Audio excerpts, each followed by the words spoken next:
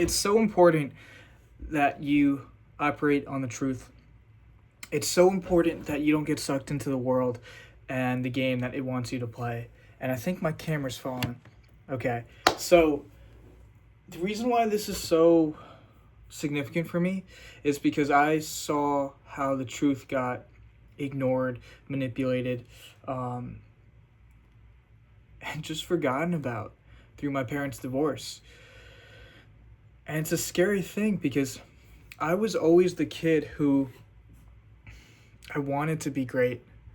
I wanted to be the best I ever could be in soccer. And I believed it wholeheartedly. I was 11 years old. Messi was breaking onto the scene. My dad got me a Leo Messi soccer ball, the light blue and white one. And I just became obsessed. But then things started to happen in the home, in the house. And as a kid, you don't have filters.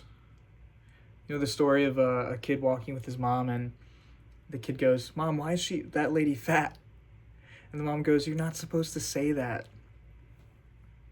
Because kids don't have filters. They don't know better. They see something, they say something. And so as things started to progress with my parents,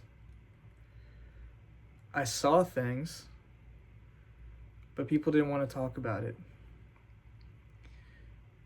People didn't want to bring up the stress, the problem. They didn't want to create a problem, the drama. But you see, I don't think this is a unique issue to me.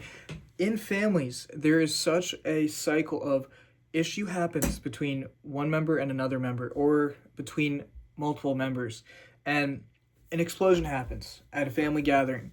People leave, some time passes, no talking, and eventually things cool down, everything's forgotten about, and things are back to normal. But then what happens? The issue, the cause is never dealt with.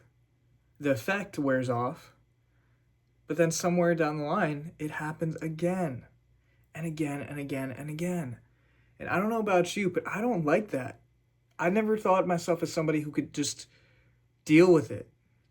The cycle over and over and over again. It just seems like insanity to me. Is that truly love? Is it? If you're just willing to see the same problem happen over and over and over again, and yet you know what the issue is, the core of the issue.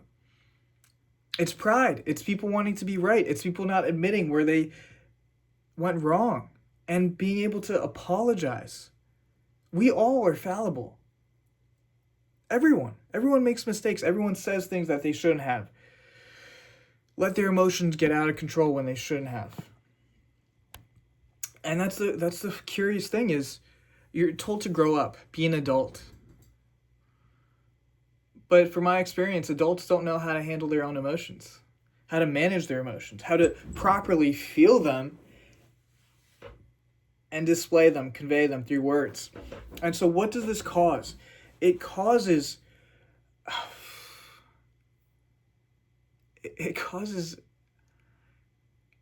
the opposite of unity. Division. It causes walls to go up, barriers to go up. It causes time to be lost, love to be lost. And if you're not willing to confront the truth in family matters, I'd say that the percentage of people who won't confront that, more likely won't confront the truth of reality in their own lives, of themselves. So then what happens? You just kind of get put on this conveyor belt of what life should be. You go to school, are told to get good grades because you're supposed to get a good job. You go to college, you get discipled by the world, which is money, success, maybe fame, social currency, being the popular kid, getting with women, or having an attractive male partner who makes a good amount of money, and worrying about all the stuff that's on the surface. But that my question to you is, and I ask myself all the time, is what's the point? What's the point of that? So there's this thing by Chris Williamson that it was confusing at first, but then it made a lot of sense to me over the years. It's we trade the thing we want for the thing or things that we think will get it. So we trade peace and happiness for a job, for some status that we think will bring us the peace and the happiness. And so you see people sacrifice how many years of their lives. And I'm saying this because, like, look, a well-meaning person, but they were never taught how to, or they never had the courage or were taught how to dive into their emotions or dive into their, when I say emotions, I'm talking about personal stories. I'm talking about confronting the personal narratives that have come up in your life. There's a reason why people act the way they act. History, moments in the past. People from the Great Depression learned how to be very conservative and worrisome about their money and finances running out because they had to go through the Great Depression. So you think that somebody who had family problems when they were growing up is going to be a very trusting person? They're not going to fear being abandoned or being left behind or whatever? No. They're going to have issues with it if they don't confront it. So if somebody doesn't confront what happens at the home, the nucleus of all life, do you think they're going to confront? Do you think you're going to confront what's going on with yourself and how you present yourself in the world? So that means you're not going to confront your family. So you're probably not going to confront yourself and what you actually want in this life. Love. I think people are scared to say it or they don't understand love, what it really is, because we're all disconnected from our God. And so we just follow the crowd. We don't hear the shepherd's voice, Jesus. So we follow the crowd we're most familiar with, the chaos, we're disciples of the evil one.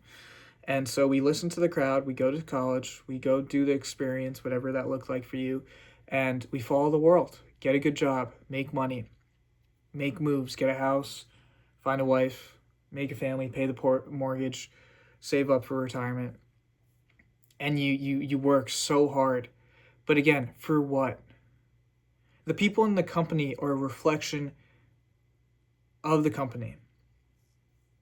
And yet, how many people are actually confronting themselves for what they actually want? This matters so much because everybody has gifts from God.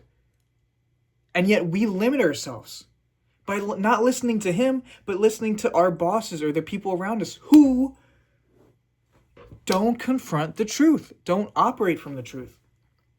So you have somebody who can be super uber successful in a corporate job, finance job, but their health went to crap, their morals went to crap, the love on their family went to crap, and their gusto for life went to crap. Like, for what? Help me think this out. So in the food industry, what are people looking to do? Feed people, make people happy. Okay, all right. What are people doing in the finance industry? They're trying to make other people more money. All right, okay. Telecommunications company, making sure people are connected. Okay, all right. Accounting, making sure business is up and running. Okay, all right. Doctors, they're trying to make sure people are healthy, but are they? Are they dealing with the source or the cause? They say a lot of problems are actually stress related. So what I'm saying is everything comes back to the nucleus. Every single job comes back to the individual. What do people want? People want to watch Netflix because they want to be entertained because, again, they don't want to sit in silence. And the people who can't sit in silence, who can't confront themselves, have an issue with taking care of their body, their sleep. So if they can't get sleep, maybe they have high blood pressure, and the doctor gives them a pill to deal with that, the cause instead of the effect, that they're not putting themselves to sleep early enough, or with their diet, or with their training, their exercise, not getting enough steps, they're gaining weight. Complications arise. And if you don't take care of you, that's going to have an effect on everyone else around you. I love this quote by Simon Sinek. I'll take care of me for you, and you take care of you for me. When we're at our best, we love the best. We have the capacity to love the best. We go to the Father, we receive His love, and we give it freely. We receive it freely and we give it freely.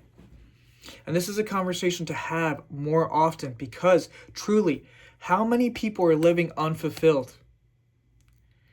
Because all these things in the world, are vanity. They're a vapor. They're going to go away. The money is going to rot. You can't take it in the grave. The house is going to be given to someone else. You can't take it to the grave. The knowledge you have is going to be, you're going to die. You can't take it to the grave with you. So it's not about what you achieve or what you receive in this life, but what you leave behind. And let that be love. Love that overcomes the darkness in your life. All of it. That gives hope to others because you went through a dark time with people in your family, with your friends that were witnesses to what occurred, and yet you were not overcome by it. You were not overcome by it. That's why this is so important. Because they want to make you convinced that you'll be overcome. But your spirit is indestructible. And you don't give up. Not in this house.